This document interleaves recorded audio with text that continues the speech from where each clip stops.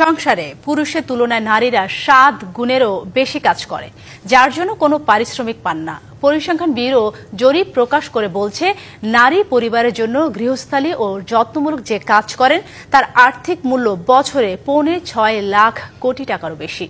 নারী রান্নার জন্য সংসারে যে শ্রম ও সময় ব্যয় করেন তার আর্থিক মূল্য প্রায় 2.5 লাখ কোটি টাকা। রাজধানী আগারগাঁওয়ে বিবিএস ভবনে বাংলাদেশে অবৈতনিক কাজের স্বীকৃতি নিয়ে ইউএন ইউমেনের সহযোগিতায় পরিসংখ্যান ব্যুরো জরিপ প্রকাশ করে। বাংলাদেশ সহ 36টি দেশে এই ধরনের জরিপ প্রকাশ করা হয়েছে। অবৈতনিক কাজের এই হিসাব জিডিপিতে সংযুক্ত করা হবে জাতিসংঘের অনুমোদন সাপেক্ষে। জরিপ প্রকাশ অনুষ্ঠানে মহিলা ও শিশু বিষয়ক উপদেষ্টা বলেন, যে কাজটা ছোট মনে করা হয় সেটা নারীর কাজ ভাবা হয়। সামাজিক মূল্যবোধের কাজগুলো এক ধরনের অলিখিত বিভাজনের মধ্যে আছে।